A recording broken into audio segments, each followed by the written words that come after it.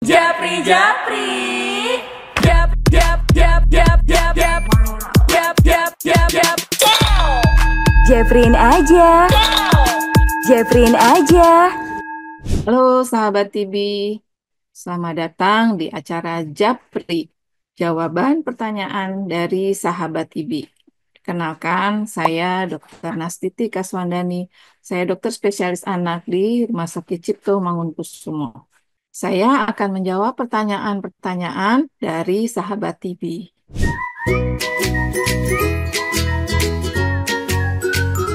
Jadi bagaimana pengobatan TB ginjal?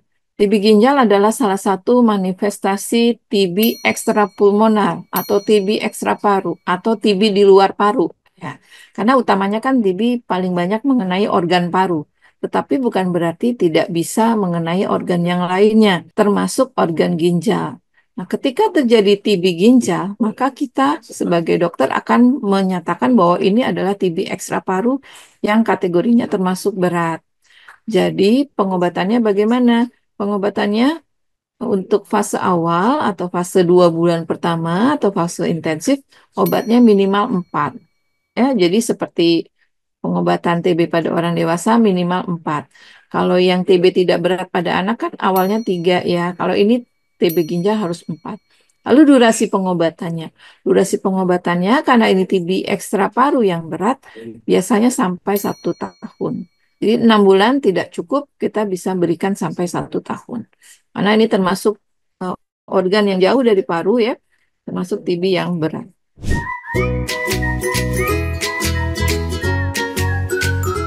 Ya, jadi memang seringkali pengobatan TB itu kita lihat efeknya itu dramatis pada 2 bulan pertama, pada saat fase intensif. Wah, 2 bulan pertama itu berat badan akan naik. Karena fase awal 2 bulan itu adalah fase pembunuhan kuman-kuman TB. Jadi kuman-kuman TB-nya akan dimatikan. Sehingga akan kita lihat pengobatan itu menghasilkan perbaikan klinis yang dramatis. Tapi setelahnya, bulan ketiga dan selanjutnya itu adalah upaya untuk mencegah jangan sampai dia akan kambuh kembali. Sehingga pertambahan berat badan atau perbaikan klinis itu tidak seperti 2 bulan pertama. Nah, itu sudah kita expect, sudah kita prediksi. Jadi harusnya ini tidak menjadi kekhawatiran. Wah, 2 bulan pertama naiknya bagus dok, tapi pas bulan ketiga keempat naiknya ya nggak seperti bulan pertama kedua. Memang demikian Bu adanya. Jadi jangan usah khawatir. Nah, bagaimana jika kemudian berat badannya belum mencapai yang ideal yang diinginkan? Maka ketika infeksi ini kita sudah atasi, maka upaya selanjutnya adalah perbaikan asupan dari nutrisinya. Ya, kembali lagi dihitung frekuensinya, jumlahnya, ya, makanan-makanan yang dia suka, makanan-makanan yang mengandung tinggi protein misalnya, bagaimana anjuran ahli gizi atau dokter gizi anak untuk pola makannya itu yang harus diperbaiki ya. Jadi kembali lagi vitamin itu tidak memperbaiki nafsu makan menjadi makannya bagus atau menjadi lebih banyak tidak, tapi dia mencukupkan yang tidak tercukupi oleh anak yang pola makannya kurang baik.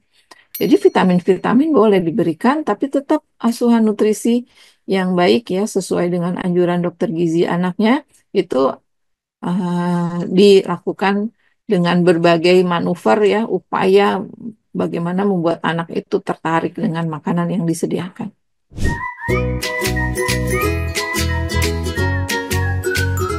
Ya, berarti yang mengalami TB usus ininya ibunya ya.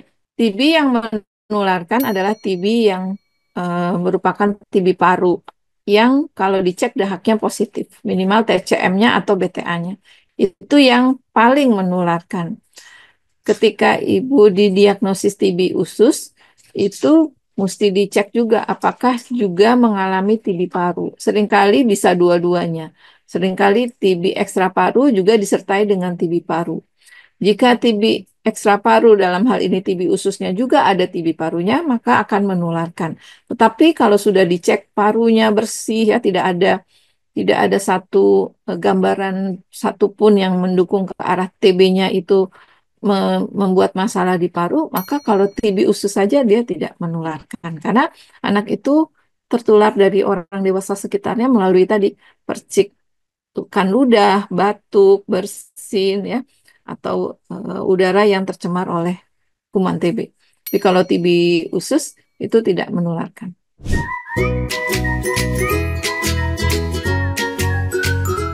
Baik, saya akan jawab ya. Apakah TB bisa ke saluran kemih? Bisa.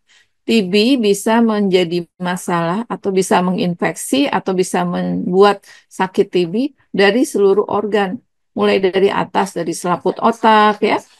Kemudian mata juga bisa terkena, kelenjar getah bening di leher, paru, usus ya.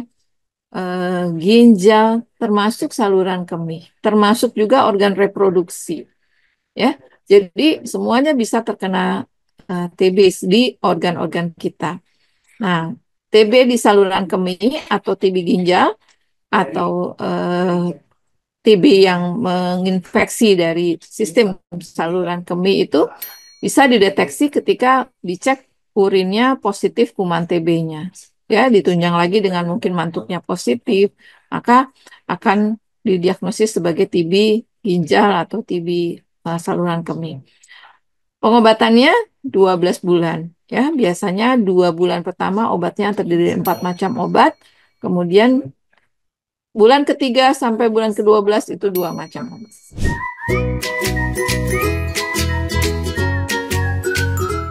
Jadi tidak ada batuk, tapi didiagnosis TB berdasarkan ronsen. Apakah betul? Ya.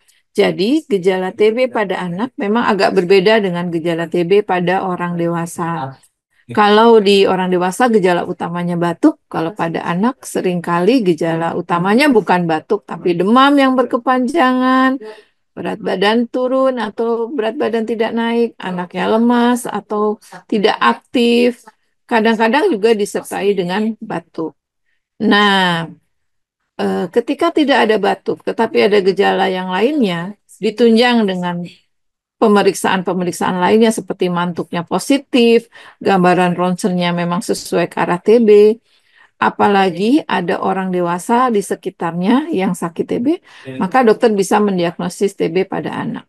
Memang upaya yang paling baik untuk menegakkan diagnosis TB pada anak itu kita juga harus melakukan mantuk tes atau pemeriksaan dahak supaya lebih akurat. Nah, ini bisa dimintakan ke dokternya untuk, dok, mungkin anak saya perlu dimantuk atau periksa dahaknya selain dari ronsennya. Baik, untuk sahabat TB, jika masih ada pertanyaan yang ingin disampaikan, silakan sampaikan di sini. Jeffreen aja. Take action, no discrimination.